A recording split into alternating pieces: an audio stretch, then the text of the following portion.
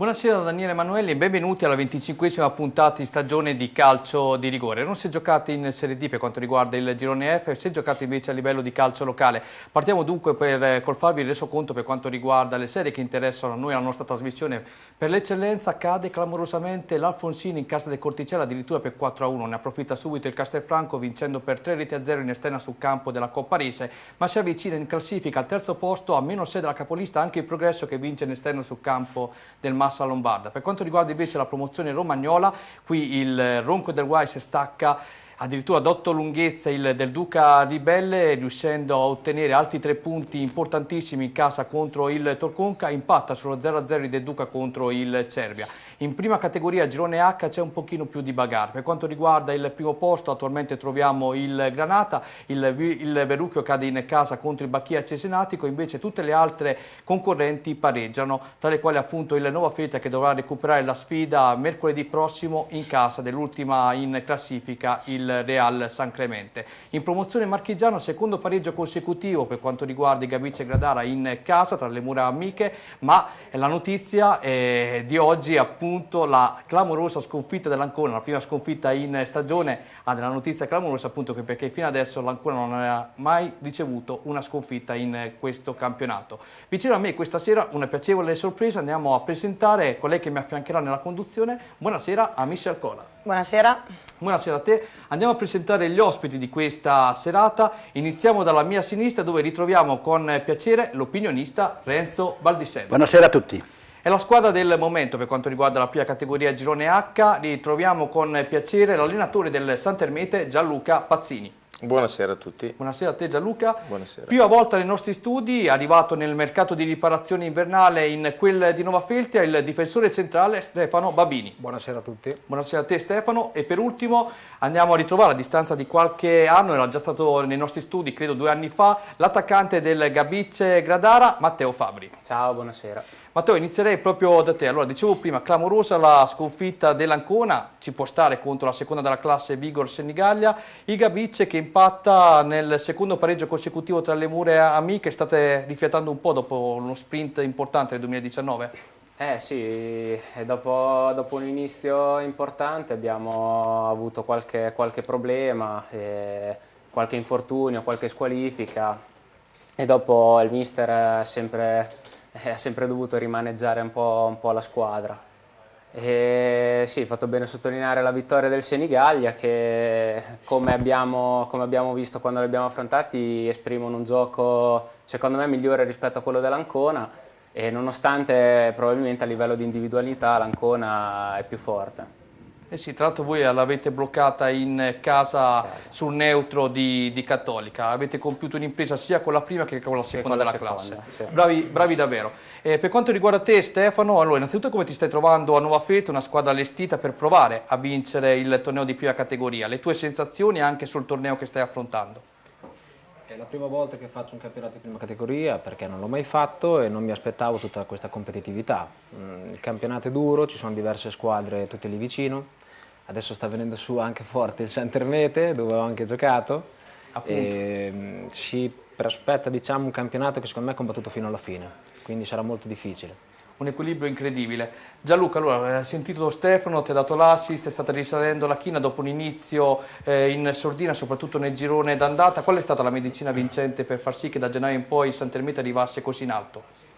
Una medicina vincente è sempre difficile trovarla, quello che posso assicurare che insomma c'è sempre stato un grandissimo spirito di abnegazione da parte dei ragazzi a impegnarsi al massimo per cercare di rimettersi in moto dopo 5 sconfitte consecutive che sono all'inizio del campionato sono tante e avremmo potuto perdere la testa, invece è stata forse una spinta che ci ha portato a cercare di risalire la china. E adesso la fortuna vuole che la fortuna e anche un po' di tenacia vogliono che stiamo risalendo la classifica, speriamo di avere sufficienti energie mentali, di non averne spese troppe per continuare.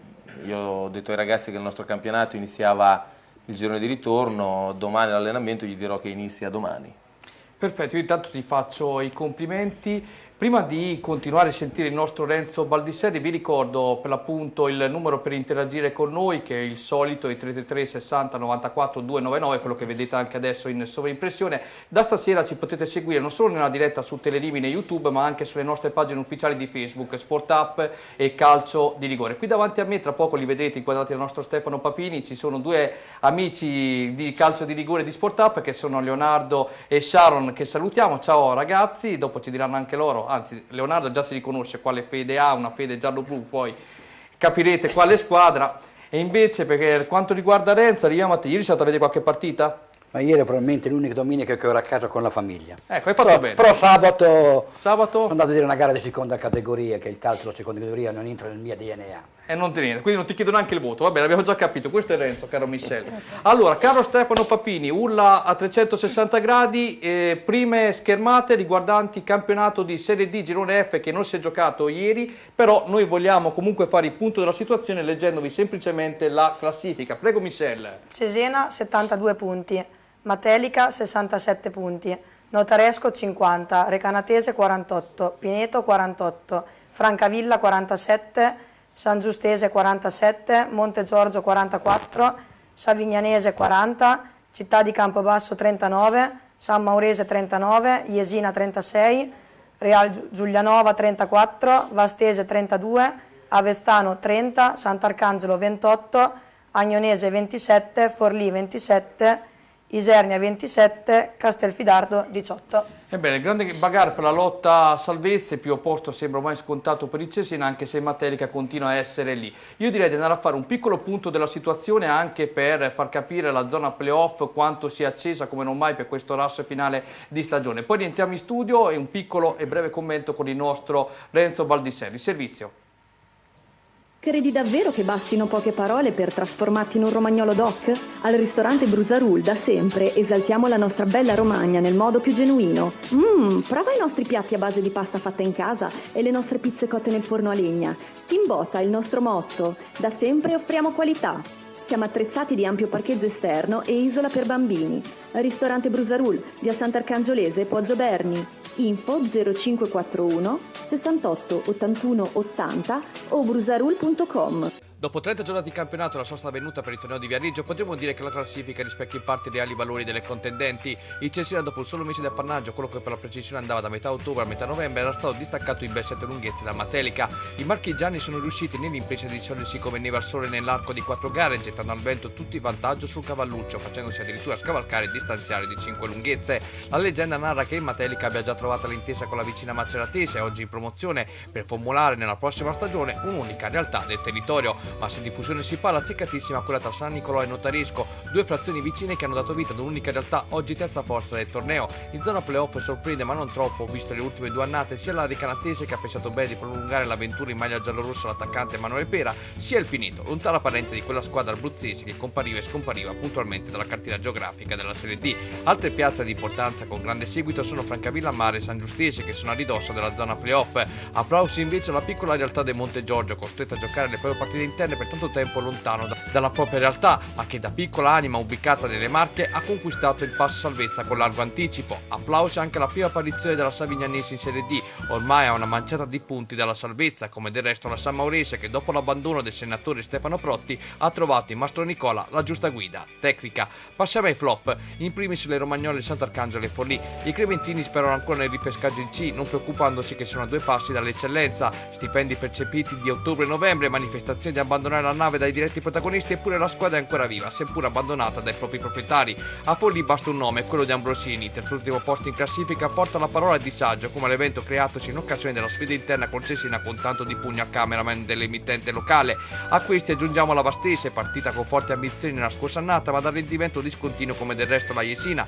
Obiettivo salvezza sì, ma non con tali patemi. In questo nucleo di squadre inseriamo anche il Real Giulianova. In caso un pubblico così in Serie D ce l'hanno in pochi, se di salvezza si parla, l'obiettivo a portata di mano. La quasi rimonta appartiene al Campobasso. La penalizzazione in avvio non ha aiutato, Mandragola non è mai riuscito a trasmettere il gioco voluto e il modenese Massimo Bagatti ha completato con 12 risultati utili consecutivi una rimonta che si è spenta in casa contro il San Nicolò Notaresco e col Monte Giorgio nell'ultimo turno, anche se a dire il vero le dichiarazioni troppo ottimistiche di essere rossoblu hanno messo quel pizzico di salsa piccante chiamata presunzione in un campionato dove nessuno ti regala nulla. Chiudiamo con le squadre di quarta fascia. Del Castelfidardo si sapeva, se non è retrocessione oggi poco ci manca, deludono le due molisane Isernia e Agnonese, due squadre che in Serie D nelle ultime stagioni sono state protagoniste di salvezza raggiunte con largo anticipo, presidiando facendo parte anche del cosiddetto nucleo di squadre partecipanti ai playoff, penalizzazione che invece ha condannato un campionato di basso profilo all'Avezzano, partito con enormi problemi. Sì, tra poco passiamo a leggere anche i vostri messaggi. Allora Renzo, un piccolo appunto sulle romagnole impegnate in questo girone. Prima volta per la Savignanese, a te la parola. Direi che il campionato della Romagna, le 5 romagnole, diciamo, 3 vanno bene. Diciamo, la San Maurese ha rispecchiato il suo campionato della passata stagione, sta facendo un campionato tranquillo e penso che l'obiettivo della San Maurese è la salvezza.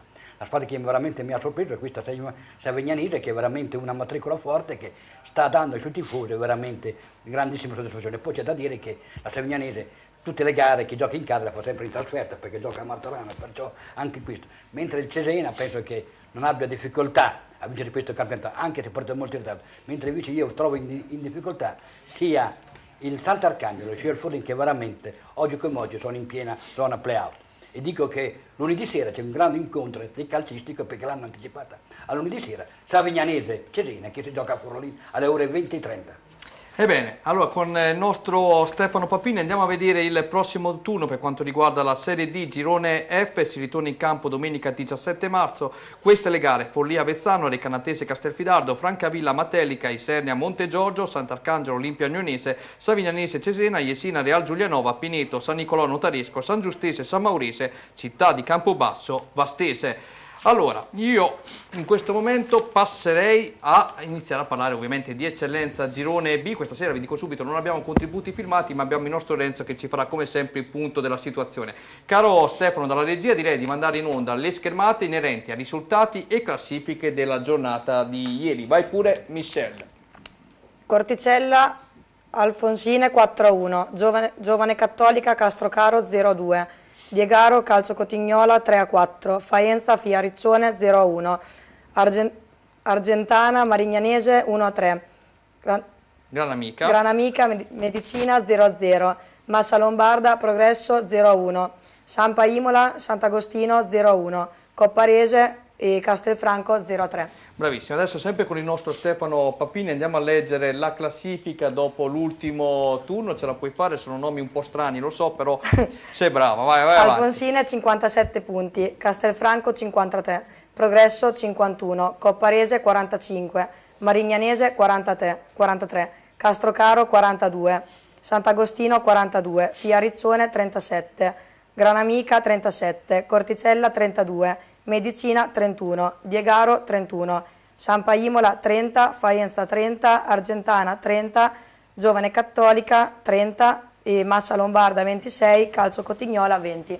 Ce l'hai fatta, adesso puoi riposare un attimo, rifiatare. Renzo, l'ho detto prima appunto nell'esordio di questa trasmissione, si era aperto clamorosamente questo campionato perché anche la terza realtà Progresso rientra in gioco perché ha quota -6 dalla capolista Alfonsine, incredibile. Sì, è vero, tu hai detto giustamente la verità, però onestamente queste due squadre, vale a dire l'Alfonsine e il Castelfranco, erano un momento di difficoltà. Chiaro che sono stati protagonisti di questo stupendo campionato, anche se per me il livello non è altissimo come io vedo, ecco, in altre regioni, Marche, in Romagna, in Toscana, il livello della Romagna, a livello di eccellenza, secondo me è un po' più basso. Però ritornando al discorso di queste due squadre, andiamo a vedere che l'Alfonsini le ultime 5 partite ha ottenuto 3 sconfitte e 2 pareggi, ha subito la presenza di 14 reti. Sì, non poco, una capolista Alfonsini che negli ultimi 5 partite ha subito addirittura 14 reti da una capolista, non ci sta.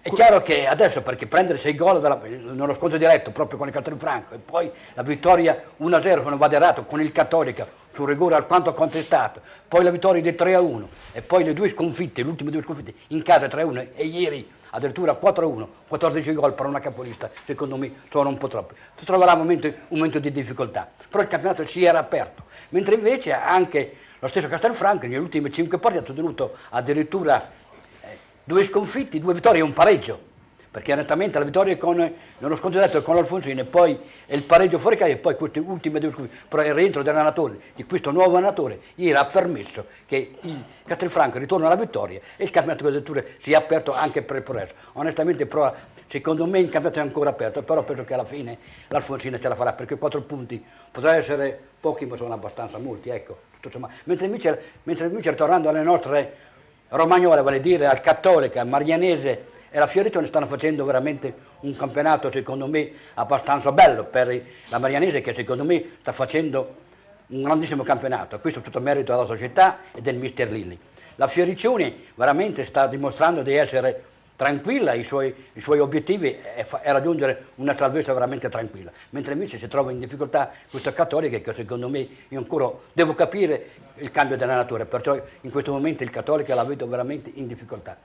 Eh sì, perché se la domenica scorsa era riuscita a staccare un attimo la zona rossa di classifica prendendo 3 punti di margine, ieri perdendo anche i risultati delle altre, ci sono diverse squadre in questo momento, 4 appaiate a quota 30, leggermente sopra Medicina e Diegaro a quota 31 punti. In questo momento il Cattolica è in zona play-up, però ecco, in questo campionato che mi deludono che alcune squadre come il Mazzo Lombardo, lo stesso Faenza, sono stati protagonisti di questo campionato negli anni passati. Oggi come oggi si trova veramente in difficoltà. Mi trovi d'accordo. Allora, io direi, caro Renzo, di andare a vedere con te anche Stefano il prossimo turno per quanto riguarda l'eccellenza Girone B, poi ci concentreremo sui messaggi che stanno arrivando da casa. Castrocaro Argentana, Castelfranco Corticella, Progresso Diegaro, Alfonsine Faenza, Copparese, Giovane Cattolica, altra trasferta difficile per la Giovane Cattolica, Calcio Cotignola, Gran Amica, Marignanese, Massa Lombarda, Fiariccione, Sant'Agostino, Medicina, Fossatone, Sampa, Imola.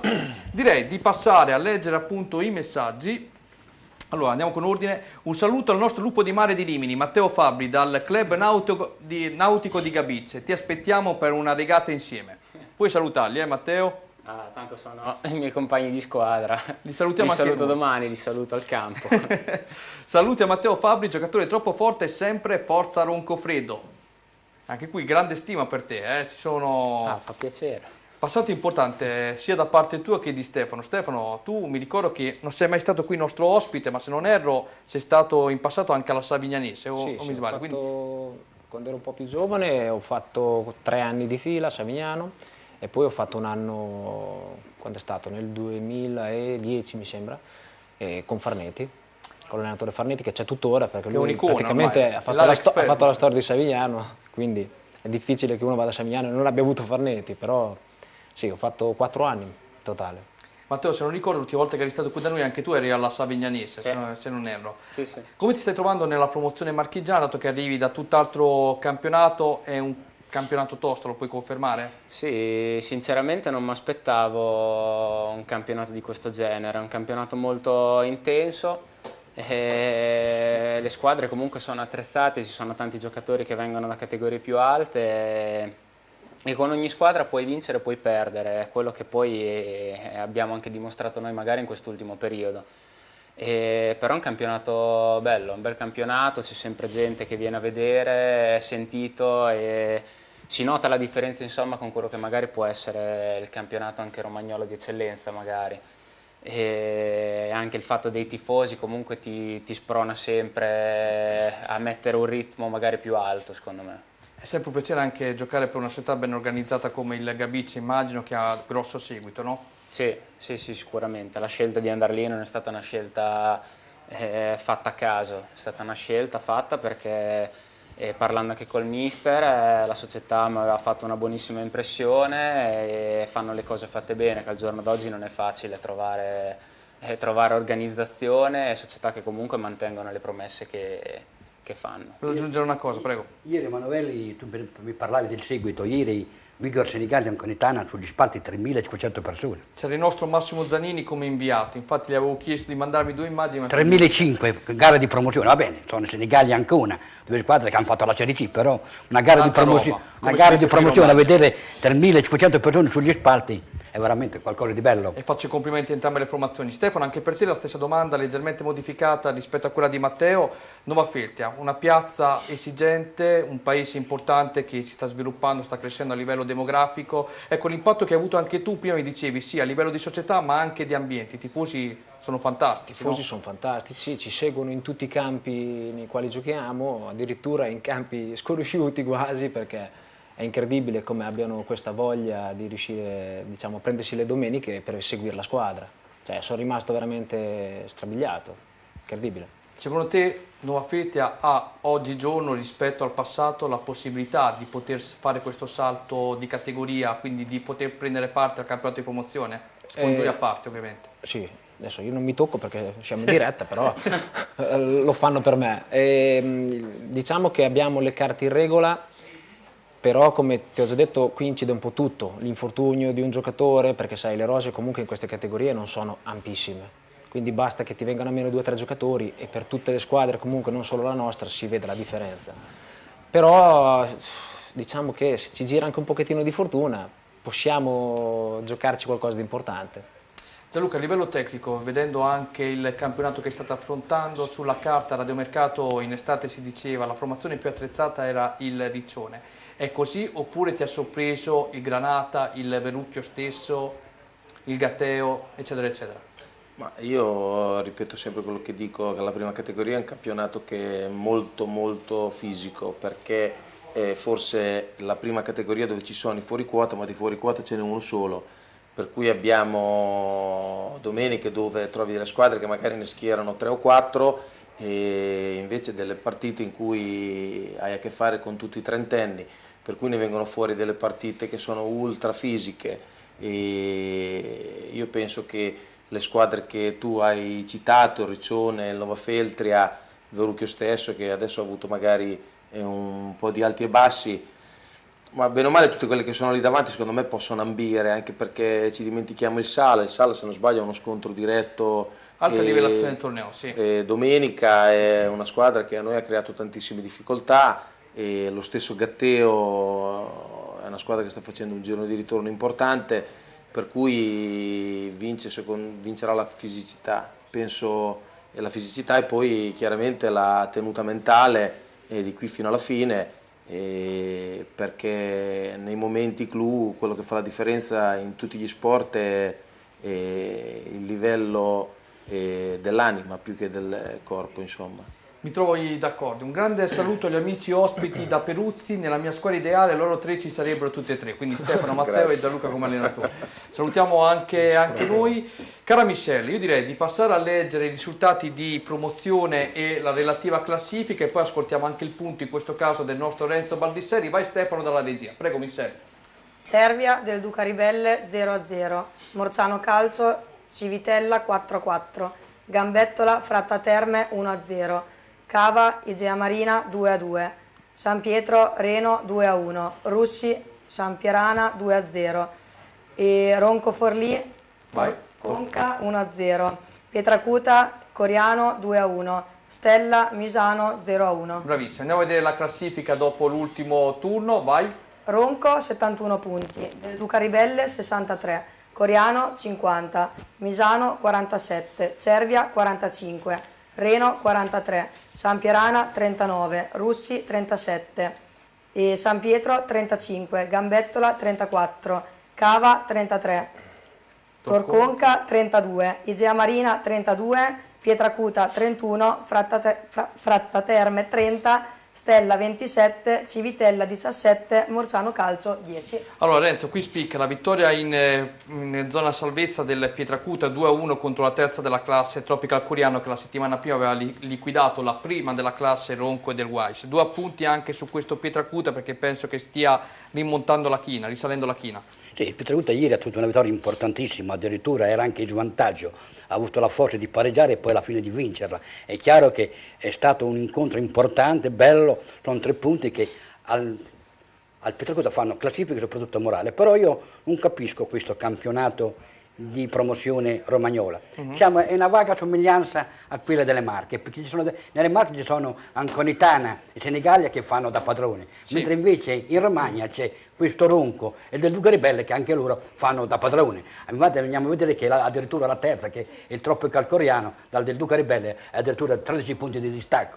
Onestamente in campionato che secondo me ormai è finito, i playoff ci sono, nelle Marche stando a questo regolamento dei 9 punti addirittura il Senigallia va diretto a fare lo spareggio finale regionale, mentre invece nella Romagna ancora ci sono questi famosi 9 punti che ancora secondo me non mi vanno giù, perché addirittura non ha senso che non ci sono gli spareggi tra del Duca Ribelle e la quinta che sarebbe il Cervia, perché ci sono addirittura 16 punti di distacco, mentre invece si gioca addirittura Coriano e Misano che veramente dal ribelle il coreano a 13 punti. Che senso ha?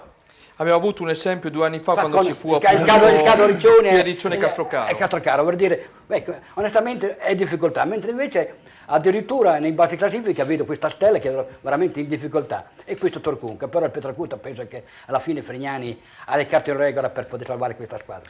Invece per quanto riguarda appunto i nostri spettatori, lo diciamo già, le nostre telecamere la prossima settimana saranno concentrate per questa categoria sul big match che ci sarà tra Del Duca Ribelle e Ronco e Del Guay, seconda contro prima della classe, quantomeno per cercare per i Del Duca di avvicinarsi. Potrebbe riaprire il campionato, ma ormai penso che non io penso neanche io. Più che altro con la vittoria del Duca in questo momento si farebbe lo spareggio coreano-misano. Non guardiamo la vittoria famosa di domenica del Tropical coreano contro il Ronco di Quadrero, perché al Ronco gli mancavano alcuni giocatori importanti, però io il Ronco l'ho visto un paio di volte, veramente ha i giocatori fortissimi, da Bernacci e tanti altri, che secondo me è una squadra che potrebbe fare ampiamente l'eccellenza. Allora io direi di andare a vedere il primo contributo, anzi l'unico contributo filmato di questa sera, che metteva di fronte il Russi opposto alla Sampierana. Il contributo filmato. Sei una società sportiva e vuoi avere un campo da Serie A? Start Green ti aiuta. Start Green propone sui campi sportivi per la rigenerazione il seme Blue Top Overseeding per il mantenimento del tappeto erboso e il concime Turfo 4. Start Green è presente come azienda sul territorio romagnolo, online al sito semipratofertilizzanti.com o sui social, pagina Facebook Start Green. Infine disponibile per consulti telefonici gratuiti al 348 58 36 625. A Russi si affrontano due squadre di media classifica, con la Sampierana che rappresenta la sorpresa di questo girone, mentre i padroni di casa vogliono riscattare le ultime 3 apparizioni non certamente fortunose. Squadre distanziate in classifica di sole 5 lunghezze. Arbitra la gara la signora Jessica Ghidoni di Reggio Emilia, coadiuvata da Mattia Casoni della stessa sezione e da Salvatore Morza di Rimini. Il più acuto del match di marca ospite, Bravaccini ci prova dalla distanza, Casadì risponde presente. Dalla parte opposta Filippo al volo colpisce perfettamente il pallone che Zollo blocca. Protesta 15° del primo tempo per la Sampierana per un'entrata di Magnani su Pippi. L'arbitro lascia proseguire in questo caso, ma il replay ci evidenzia forse il tocco da parte dei difensori magnaniera del Russi. La replica del Russi è affidata a questo tentativo di Sov ribattuto, spera che giunge sul piede di Placci che chiama l'intervento a terra Zollo che viene chiamato nuovamente l'attenzione su questo tentativo di pallonetto a cura di Filippi, ma la Sampierana non riesce a reagire. L'iniziativa del Russi prende corpo, qui Sov viene stoppato in corner. Gli ospiti capitolano però al minuto 28 del primo tempo. Dall'angolo il pallone viene scaraventato al di fuori dell'area di rigore, dove il tiro viene raccolto successivamente dentro l'area piccola da Magari, che da 2 passi trafigge Zollo sbloccando la situazione in favore dei palchetti. Russi che riceve gli applausi convinti dei propri supporters. Da calcio piazzato è la volta di Filippi, murato in calcio d'angolo. Dal conseguente corner Sov in area di rigore si ritrova il pallone del possibile 2-0, ma Zollo è pronto a negargli la gioia del gol. Nella ripresa la Sampierana recrimina per un fallo di mano di Rava in area di rigore, anche in questo caso l'arbitro lascia proseguire. Dalla bandierina Collini si ritrova il pallone tra i piedi, ma Casadio chiude ottimamente lo specchio della porta. Sul versante opposto l'incursione in area avversa di Lombardi viene fermata maldestramente da Canali. Per il direttore di gara questa volta ci sono gli estremi per assegnare i penalty. Dagli 11 metri Sov realizza la rete della sicurezza per il 2-0 del Russi. Lo stesso attaccante, galvanizzato dalla marcatura, si rende protagonista un minuto dopo senza trovare fortuna, mentre Collini con un tiro sporcato dalla retroguardia di casa reca più di un brivido alla porta difesa da Casadio. Nel finale Filippi in contropiede fallisce il tris calciando addosso a Zollo, vittoria che però permette ai falchetti di tornare a sorridere dopo 3 turni di stop. Ecco qui, entriamo in studio, caro Renzo, aspetta che devo leggere un po' di messaggi che sennò sono rimasti indietro. Allora, questo è per Stefano Babini. Stefano Babini, grande bomber, a San Mauro ricordiamo un suo gol a Mercato Saraceno, però nella sua porta. Ciao Stefano, Rossi e Gnac, ti vogliono bene. Sono i Rossi due e ultras Gnac. della San Maurese. Un grande saluto agli amici ospiti da Peruzzi, ci scrive anche qui Peruzzi, oltre l'abbiamo già salutato. Poi complimenti per i gol. Arrivano un messaggio: domenica prossima Nuova Fete Verrucchio si preannuncia un derby combattuto, chi la spunterà? Aspetta che ti rispondo tra poco. Complimenti per i gol a Matteo Fabri, detto anche i marinai, un saluto dagli amici del Circolo Nautico. Poi andiamo a vedere ancora Tonio Fabri, sei il numero 1, il mister. Grande. Qui anche il mister ha scritto. Allora Stefano, non te la faccio con la domanda perché porta sfortuna, ecco, non la facciamo. Renzo, dimmi qualcosa in più di questo campionato di promozione, poi lancio la linea alla pubblicità. Abbiamo parlato del Ronco, del Duca, del Pietracuta in zona play-out. Per quanto riguarda invece le restanti formazioni, il Reno, ci scrivono sempre da Reno, il Cervia, mi sai dire qualcosa in più? Il Reno e il Cervia sono due squadre che onestamente fanno il loro campionato. Per me ormai, anche se hanno un grossissimo organico, il Reno è una squadra che secondo me sta facendo bene, però onestamente, come ho detto prima, hanno di fronte queste due grandi squadre che veramente sia il Cervi e sia il Reno ormai, secondo il mio punto di vista, dovranno pensare alla prossima stagione. L'unica nota positiva, ancora lottare per i playoff, che per me questi playoff, fin dei conti, non hanno nessun senso, perché onestamente quei 13 punti di distacco ormai anche in eccellenza, andiamo a vedere la Marignano con la vittoria di ieri ha tenuto la sua salvezza matematica, le restanti 8 partite se le gioca per passare il tempo, non ha più senso. Ecco, per me se non ci sono i playoff il campionato potrebbe qualche partita essere anche falsata. Allora, caro Stefano Papini dalla regia, andiamo a vedere il prossimo turno che si giocherà domenica 17 marzo, quello inerente ovviamente alla promozione girone D. Queste le sfide: Giamarina Cervia, Reno Gambetto, la Football Cava Morciano, Civitella Pietracuta, del Duca Ribelle Ronco del West, partitissimo ovviamente della categoria, Vissimisano Russi, Tropical Coriano San Pietro in Vincoli, Torconca San Pierana, Fratta Terme Stella. Bene, allora è arrivato anche un messaggio per te, Michelle. Ma quanto è bella la nostra Michelle, un saluto e devo dire, Grazie. mi aggiungo perché devo farti i complimenti la prima volta in televisione, sei emozionata anche tu, ma diciamolo anche milanista, quindi ancora meglio soprattutto per la felicità del conduttore. Va bene, allora caro Renzo, io direi ci fermiamo 2 minuti, diamo la linea alla pubblicità, poi tieniti forte perché ascoltiamo loro due per quanto riguarda la prima categoria girone A, un girone a te molto caro anche con contributi filmati. Pubblicità.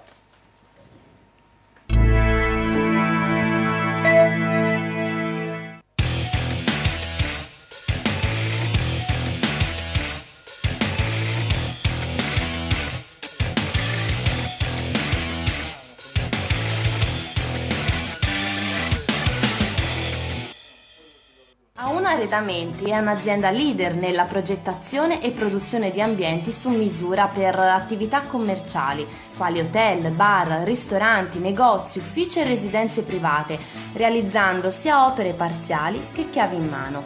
Grazie all'esperienza maturata al fianco di grandi committenti internazionali, si propone come partner ideale per imprese e professionisti che operano nel settore del contract.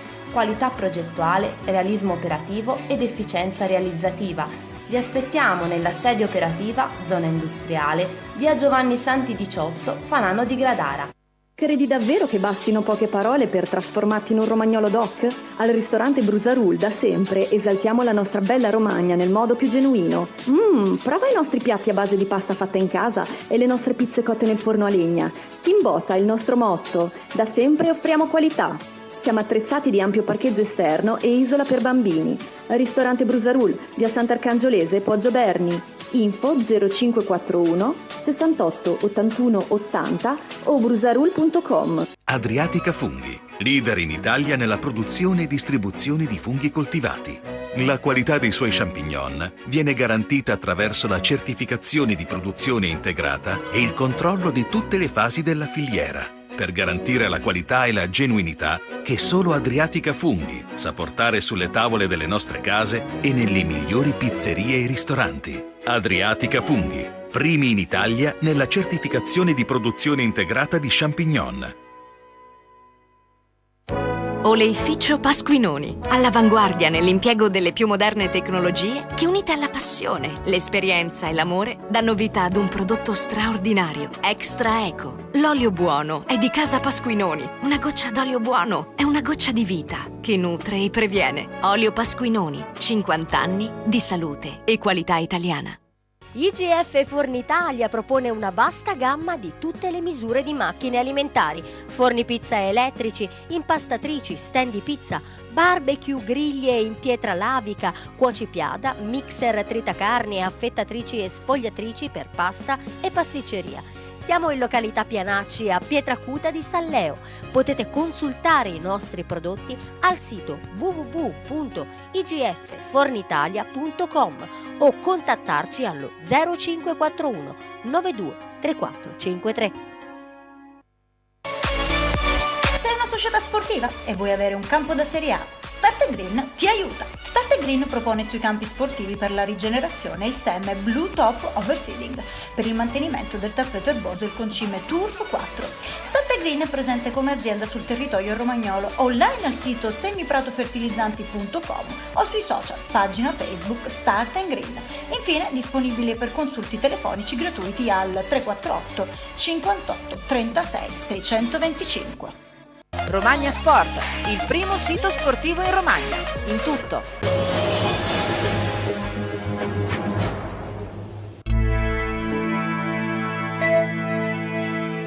Ebbene, siamo arrivati al momento della prima categoria Girone H Romagnolo. Con il nostro Stefano Papini andiamo a vedere i risultati e classifiche della giornata inerente a quella giocata ieri pomeriggio. Vai pure Stefano con la grafica, così passiamo appunto con la nostra Michelle a vedere quello che è successo. Prego Michelle. Real San Clemente, Alta Valconca 0-2, Sant'Ermete, Athletic Poggio 2-0, Verucchio, Bacchia Cesenatico 0-1, Savio Calcio, Bellaria Giamarina 1-3.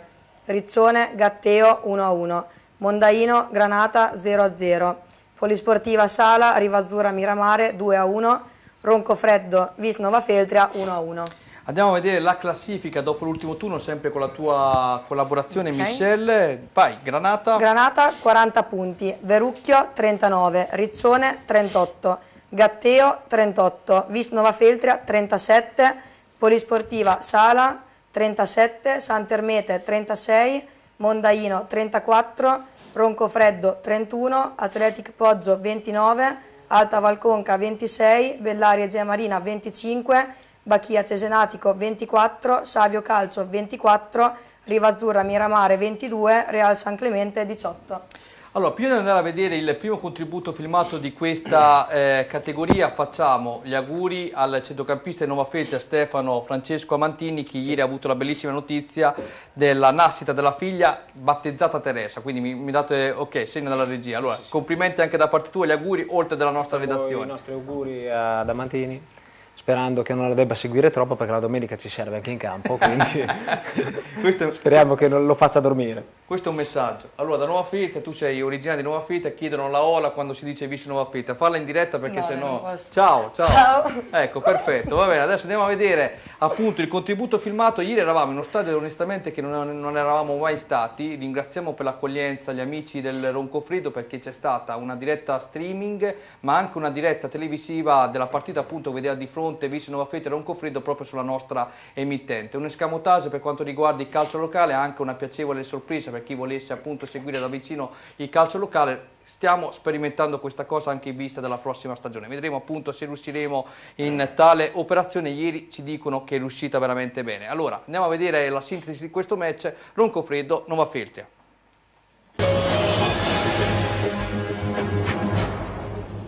A Roncofreddo tornano ad affrontarsi due squadre che hanno dato vita a match vincenti nelle categorie inferiori. Il Nuova Feltria deve fare a meno di Stefanelli out per infortunio muscolare, mentre Amantini diventa per la seconda volta papà. Piuttosto auguri a lui e a famiglia. Il Roncofreddo mette in mostra individualità interessanti in questo campionato e anche nell'11 di partenza, ma soprattutto in stagione manda in gol diversi giocatori. Berardi e Vitali sono fermi a quota 6, Brigliadori, Donati e Pieri a 5, tra l'altro questi due assenti nella partita odierna. Arbitra la gara il signor Rossi della sezione di Cesena. 6 punti di divario tra le due formazioni nell'attuale stagione. L'inizio però è di marca locale. La rimessa laterale, Berardi ha il tempo di girarsi in area di rigore e di colpire la traversa. Primo brivido per la porta difesa da Semprini. 2 minuti più tardi Benvenuti vince un contrasto, la sfera carambola sui piedi Brigliadori che colpisce malamente la sfera.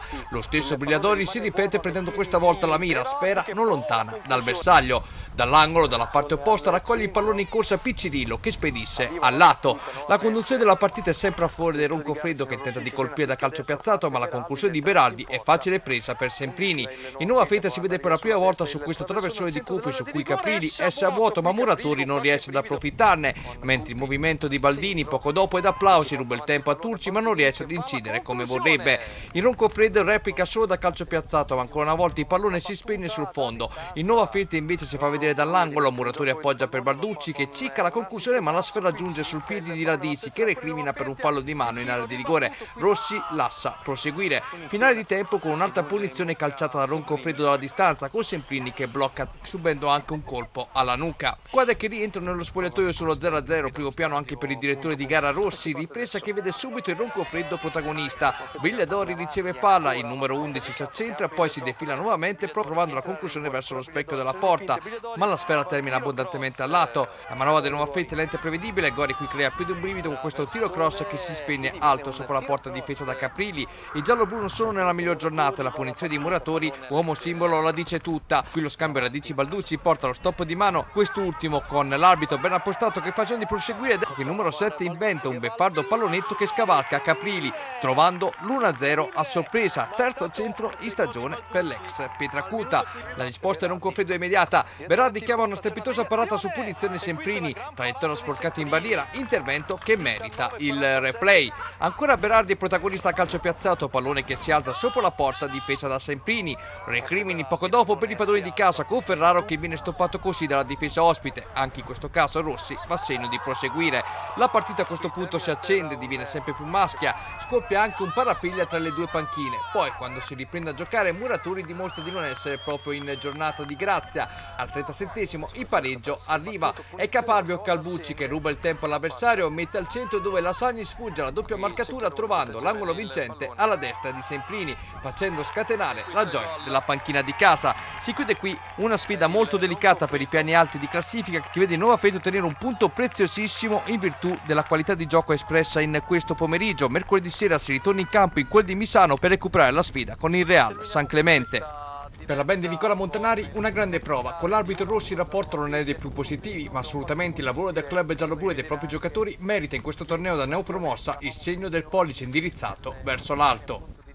Sì, le due rivelazioni ne abbiamo già parlato ampiamente di questa stagione, i complimenti sono doppi sia a Roncofreddo, visto per la terza volta in stagione quest'anno dalle nostre riprese dalle nostre telecamere, stessa cosa per quanto riguarda la Polisportiva Sala.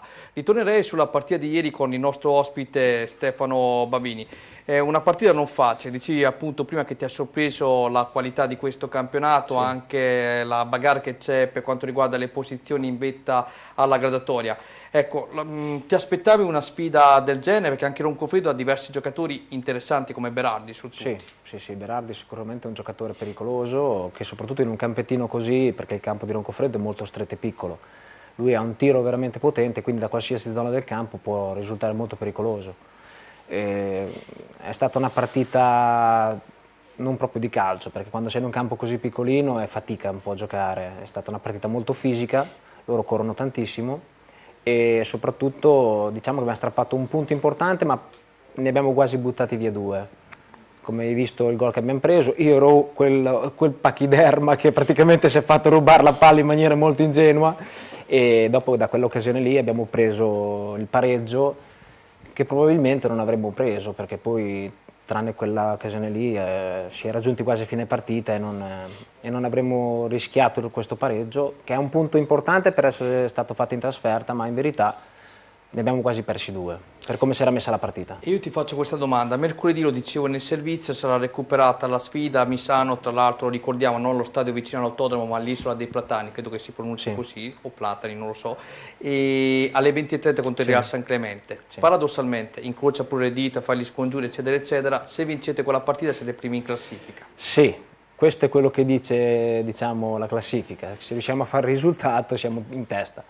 Però in questo campionato incontri la seconda, la terza o incontri l'ultimo, la penultima, sono tutte partite difficili, cioè rischi i risultati in qualsiasi campo, quindi non sarà sicuramente una partita semplice, facile, come potrebbe sembrare dalla classifica. E ci sono anche diversi derby, ne abbiamo avuto modo di vedere già a Nuova Fette con Verrucchio, appunto già domenica prossima mi chiedono da casa che tipo, ti cambio leggermente il messaggio, che tipo di partita ti aspetti contro l'ex capolista? Contro il Verrucchio mi aspetto una partita dove le due squadre si affronteranno a viso aperto, perché per tutte e due il risultato più importante è la vittoria, perché qui quando fai un pareggio hai le squadre dietro che sono già al pari o davanti, quindi di certo non ci si accontenta di un pareggio. Sarà una partita che si deve tentare di vincere. Renzo, ti lascio fare una domanda e poi passo a Gianluca, prego. Io direi una cosa, il Nuova Fette, secondo il mio modesto parere, io con Babini sono d'accordo in parte, una squadra che punta a vincere il campionato, con elementi come Stefanelli, Muratori, poi tante altre, lo stesso Mantini, lo stesso Babini che è arrivato a novembre, è una squadra che secondo me ha dei numeri per poter far suo questo campionato. Dico questo perché il Nuova Filtria ha 3 partite difficili, in queste 3 partite si vede la forza del Nuova Filtria, perché ha una partita importante mercoledì e la deve vincere per arrivare a 40, e poi l'aspettano 2 veramente derby, in casa domenica con il Burgio e poi a Sant'Armete. Qui si vede la forza del Nuova Filtria. Qui il Nuova Filtria per vincere il campionato non deve sbagliare. Io non sono d'accordo in parte, la squadra c'è il tecnico, ci sono i giocatori, veramente giocatori importantissimi, però sono d'accordo che il Nuova Filtria, se vuole vincere questo campionato, sono 3 partite queste determinanti per la sua strada.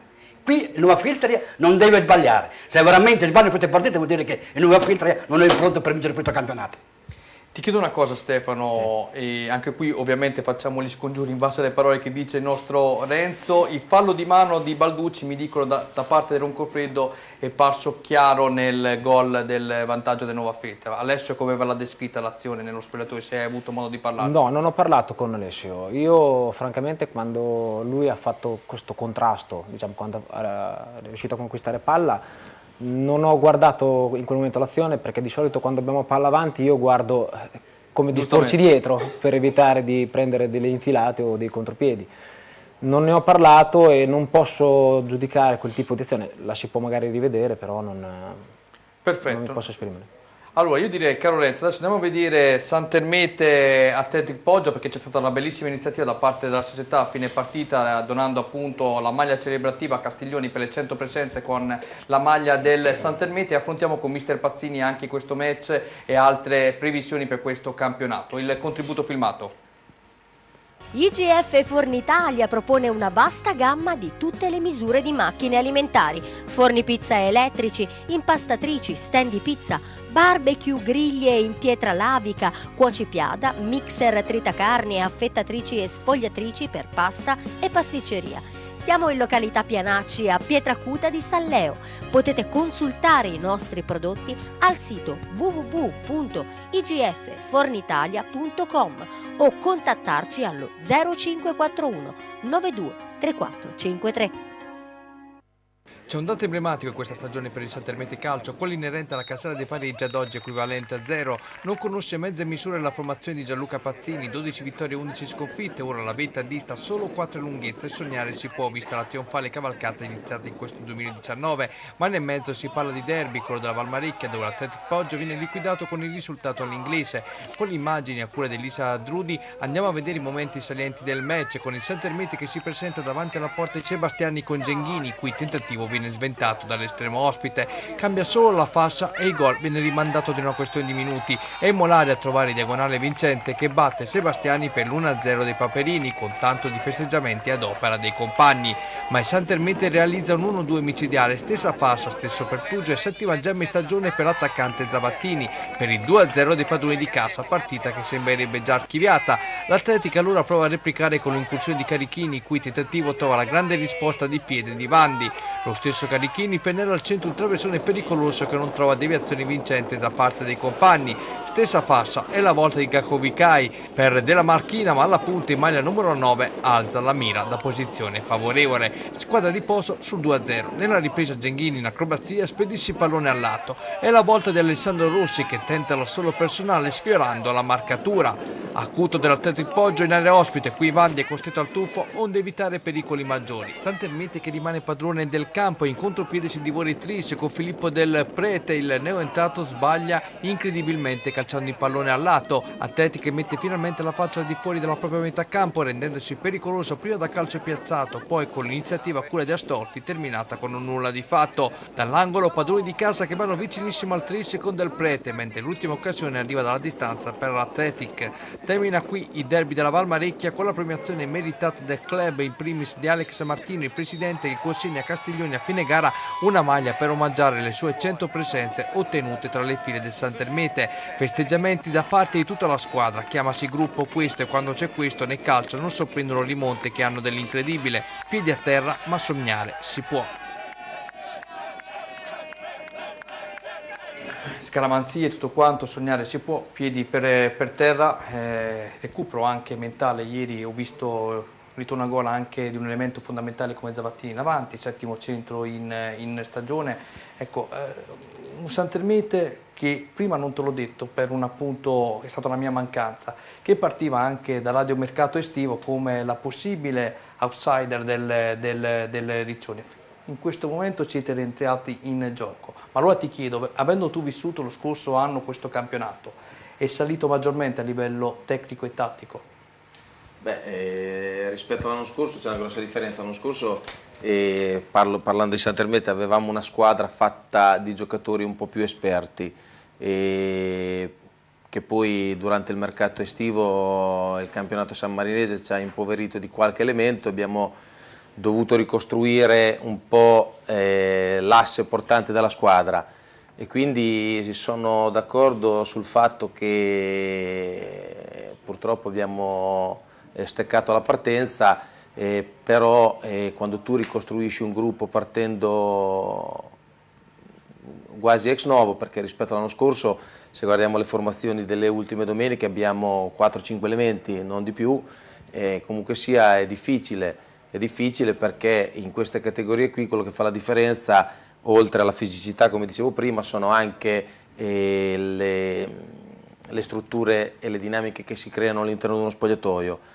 Quando queste vengono ad essere preponderanti in termini positivi, poi si vedono i risultati. Ciò non è accaduto subito all'inizio, ci ha distratto un po' il passaggio di turno in Coppa, sul quale poi a un certo momento io puntavo tanto, perché comunque siamo arrivati ai quarti di finale, abbiamo perso malamente con il Fosso Ghiaia, che poi nell'altro girone non stava viaggiando in acque tranquillissime, perché comunque passando quel turno lì ci ritrovavamo a sfidare, eravamo in 4, eravamo a un passo, sì. Per cui un po' di distrazione dovuta alla Coppa e un po' anche qualche errore da parte mia, perché per carità da parte di tutti può capitare. Come dico, siamo in questo momento a 2-3 punti dai playoff e paradossalmente a 4 dalla vetta, che è una roba che quasi non si può sentire, e proveremo con tutte le armi che abbiamo a fare del nostro meglio, come abbiamo sempre fatto, insomma. Mi trovi d'accordo. Allora, dalla regia andiamo a vedere il prossimo turno, così dopo vorrei fare un'altra domanda a Gianluca. Stefano, aiutami con la schermata, eccola qui. Bellaria Regia Marina, Atletico Poggio, tra l'altro ieri Bellaria per il nostro amico Giacomo che si è imposto per 3-1 sul campo del Savio. Gatteo Roncofreddo, altra bella partita. Granata Polisportiva Sala, forse è il big match insieme a Nuova Fette Verucchio. Mondaino Real San Clemente, Bacchia Cesenatico Riccione, Rivazzurra Miramare Santermete, Alta Valconca Savio Calcio, Vis Nuova Fette Verucchio. Vai a sfidare il Rivazzurra Miramare che ha fatto lo scherzetto già a Riccione. Non è una partita facile questa per te? Non è una partita facile, ma proveremo a far di tutto per regalarci la possibilità di costruire un sogno, perché fra l'altro con Rivazzurra Miramare abbiamo dei precedenti poco edificanti. Spero anche che per la legge dei grandi numeri arrivi il momento buono, perché l'anno scorso poi, quando pareggiammo negli ultimi istanti con il Miramare, abbiamo dovuto spegnere per forza di cose il sogno di vincere il campionato dell'anno scorso, perché noi quando abbiamo pareggiato a Rivazzurra l'anno scorso era la partita che precedeva il big match col Morciano. Sì, è vero. Pareggiando quella eravamo distanti 4 punti, quindi anche una vittoria non sarebbe stata sufficiente. Dobbiamo toglierci questa aurea negativa che abbiamo nei confronti del Rivazzurra Miramare, e cercheremo di farlo in tutti i modi possibili. Allora, andiamo a vedere il campionato adesso di promozione marchigiana, e poi c'è un bellissimo messaggio per Matteo che rileggerò dopo aver visto il servizio del Gabizia Gradara. Schermate, risultati e classifiche, caro Stefano Papini dalla regia, grazie, eccole qui. Vigor Senigallia Anconitana 2-1 con la Vigor che batte l'Anconitana, prima sconfitta in stagione. Filo Tranese Cantiano Calcio 2-1, Valfoglia Ilario Barbara Lorenzini 1-2, Olimpia Marzocca Laurentina 5-0, Osimo Stazione Loreto 2-0, Gabizia Gradara Mondolfo 1-1, Villa Musone, Usimana 0-0, Santa Veneranda, Villa San Martino 3-1. Andiamo a vedere la classifica dopo l'ultimo turno. Al comando la Conitana quota 63, Vigor Senigallia 57, Ilario Barbara Lorenzini 41, Filotranese 39, Valfoglia 37, Cantiano 36, settimo posto per il Gabicce Gradara quota 35, Osimana, Osimo Stazione 32, Lorito 31, Mondolfo 30, Olimpia Marzocca 28, Santa Veneranda 21, Villa San Martino 18, Villa Musone 13, Laurentina 11 punti. Adesso volevo leggere questo bellissimo messaggio per Matteo: felice di averti nella nostra famiglia, da parte del Presidente e tutta la dirigenza. Bellissimo questo, eh? Sì, molto bello. Ti ringrazio e ti saluto. Invece per te, il Presidente dice: per Renzo e Daniele, tenetevi liberi per i 29. Qui fa segno che si va a mangiare, dove si mangia te ci sei sempre presente, giusto? Non dare sempre la colpa a me. Io già sapevo di questa cena, perché me l'avevano già avvertito. Come, tu sei tutto in esclusione, non mi dice niente. Presidente, non mi dice niente, hai visto come fa non ho avuto l'occasione di parlare, però so che il 29, quando ero a vedere la partita Mondolfo Rio Salvo di Altofoglia, ha già ricevuto l'invito ufficiale. Ufficiale per venerdì 29. Hai capito, Matteo, perché viene a Gabicce lui? Solo per È mangiare. chiaro che non mancheremo. È chiaro che non mancheremo, Presidente. Parola di Baldisseri. Va bene, allora, Renzo, tra l'altro ho promesso al Presidente che andiamo a seguirgli una trasferta, sali con me in macchina, non so se riusciamo ad Ancona, se giocassero di sabato sarebbe molto bello che potessimo andare al Conero di Ancona. Vedremo un attimo di fare un regalino anche alla società fuori casa o a Cantiano direttamente sabato, giocate sabato o domenica? Sabato prossimo, vediamo un attimo. Allora, andiamo a vedere l'ultimo servizio di questa puntata, la sfida che riguarda da vicino il nostro Matteo, Gabicce Gradara, Mondolfo. A1 Arredamenti è un'azienda leader nella progettazione e produzione di ambienti su misura per attività commerciali, quali hotel, bar, ristoranti, negozi, uffici e residenze private, realizzando sia opere parziali che chiavi in mano. Grazie all'esperienza maturata al fianco di grandi committenti internazionali, si propone come partner ideale per imprese e professionisti che operano nel settore del contract. Qualità progettuale, realismo operativo ed efficienza realizzativa. Vi aspettiamo nella sede operativa, zona industriale, via Giovanni Santi 18, Fanano di Gradara. 2 punti nelle ultime 2 gare casalinghe, orfano del suo allenatore Mirko Papini, quest'oggi assente causa squalifica rimediata precedentemente. In panchina il suo vice, Giampiero Ciriaco. Il Gabicce Gradara impatta ancora una volta tra le mura amiche contro il Mondolfo. I rossoblù calano nella ripresa. L'impressione è che la squadra stia cercando di ritrovare la giusta condizione dopo una partenza a sprint in questo 2019. Con l'immagine a cura di Antonello Pace ci spostiamo sul rettangolo di gioco, dove gli ospiti premono da subito sull'acceleratore. Il tiro di Brocca si alza sopra la porta, difesa da Celato, ma il Gabicce Gradara è squadra che sa soffrire e quando si diverte diventa davvero micidiale. Prove di bel gioco sulle ali dell'entusiasmo le danno Grandicelli e Fabbri. Il primo recupera la palla, poi una volta penetrato in area di rigore serve a Fabbri più comodo dei palloni per essere depositato in fondo al sacco. L'ex classe non si fa fregare violando la porta del Mondolfo. Ma se di divertimento si parla, entusiasmo puro lo mettono Fredducci e Vegliò. Traversone del primo, acuto del secondo, salvataggio sulla linea dei centrali difensivo del Mondolfo, alias Vampa. La replica del Mondolfo si stampa da calcio piazzato sul legno alla sinistra di Celato, mentre Gabicce Gradara agisce di rimessa. Il maestoso Grandicelli apre per Fabri, questa volta l'attaccante tergiversa un po' troppo, alzando la mira. Giacometti dalla parte opposta apre per Bracci, traversone al centro per Messina che non crede a quel pallone capitatogli per caso tra i piedi. La sfera infatti si alza incredibilmente sopra la traversa della porta difesa da Celato. Azioni da una parte e dall'altra, Vampa si lascia rubare palla da Fabri, quale serve a Vegliò, un pallone invitante. L'attaccante chiama l'intervento con l'aiuto della traversa l'attento Petrini. Su fine di tempo Brocca riesce a girarsi nella di rigore non senza affanni, spedendo al lato. Ad inizio ripresa arriva il pareggio del Mondolfo. Polverari mette al centro per Messina, il numero 10 a giudizio dell'arbitro viene trattenuto in area di rigore, decretando il penalty che lo stesso Messina trasforma, insaccando il pallone alla destra di Celato con tanto di esultanza sotto la postazione riservata ai tifosi di Gabicce Gradara. Arriva un altro traversone di Polverari, sventato in qualche maniera dalla difesa di casa non senza brividi. È la volta di Zandi che dal limite dell'area di rigore spedisce al lato. Polverari mette al centro l'ennesimo traversone del match che Giacometti spedisce di testa tra i guantoni di Celato, mentre Messina, autore del gol del pareggio, trova sulla propria strada lo stesso estremo di casa a negargli gioia e doppietta personale. L'ultima azione è di Gabicce Gradara. Fabri va via sulla fascia riuscendo a mettere al centro con la corrente Vegliò, il quale non riesce ad impattare il pallone del sorpasso. Termina qui dunque una gara giocata a viso aperto da entrambe le formazioni e, come si usa dire in questi casi, un punto per parte non fa male a nessuna delle due pretendenti. Tranquillizziamo un attimo i tifosi del Gabice. Prima te l'ho fatta la domanda, state ritirando un attimo il fiato, ci può stare dopo lo sprint iniziale importantissimo avuto in questo 2019, ce la farete secondo te entrare nel treno dei playoff? È dura, eh? È dura anche perché visto il passo che stanno tenendo davanti il Senigallia e l'Ancona, in questo momento poi quanti punti ci sono di vantaggio? 16? Sì, una roba del genere, quindi non si farebbero in questo caso, come diceva il nostro. L'unica cosa per sperare doveva perdere il Senigallia ieri. Addirittura la vittoria del Senigallia ha portato fuori da ogni discussione i playoff.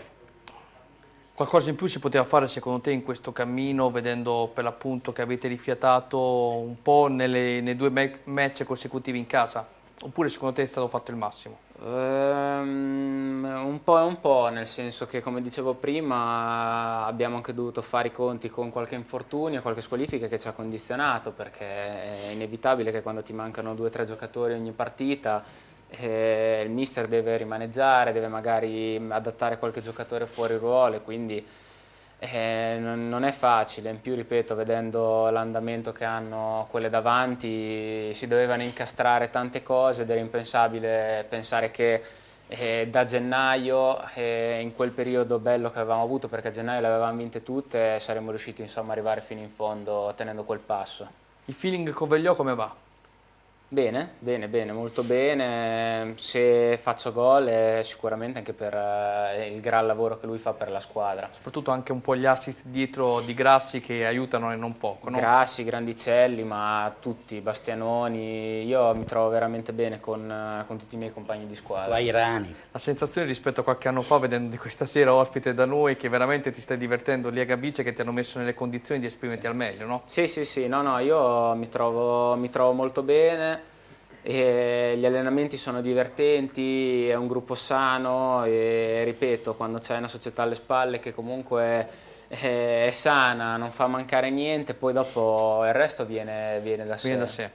Allora, caro Matteo, andiamo a vedere il prossimo turno con il nostro Stefano Papini, che riguarda appunto la promozione marchigiana. Grazie Stefano. Allora, Loreto Vigor Senigallia, Laurentina Filotranese, Cantiano Calcio Gabice Gradara, Anconitano Olimpia Marzocca, Villa San Martino Osimo Stazione, Osimana Santa Veneranda, Mondolfo Valfoglia, Ilario Barbara Lorenzini, Villa Musone. Trasferte in quelle di Cantiano, giocate sabato, non certamente facile anche questa partita. Sì, io non ci avevo giocato contro perché sono arrivato, mi sembra, o la settimana dopo, un paio di settimane dopo che avevano giocato in casa, quindi non li conosco, però vedendo anche le altre squadre del girone, ogni partita è una partita difficile. Inoltre nel momento in cui siamo dobbiamo insomma sistemarci e affrontarla bene perché è difficile con tutti. Allora, io direi che cara Michelle si è nota benissimo per essere la prima volta in televisione, direi di concludere qui la parte di calcio di rigore, ma vado a salutare i nostri ospiti. Renzo Baldisserri, che ritroveremo anche nella seconda parte con Sport Up, rimanete con noi tutto su Rimini Calcio. Ciao Renzo. Ciao, buonasera. Grazie al mister del Santermete Gianluca Pazzini. Ciao a tutti. Grazie al difensore centrale del Nova Feta Calcio Stefano Babini. Grazie a voi. E infine ringrazio l'attaccante Gabice Gradara Matteo Fabbri. Grazie a voi. Pronti per il 29. E pronti per i 29, sicuramente. Linea alla regia, 2 minuti di pubblicità e poi partiamo con i Rimini Calcio e con Sport Up. Grazie.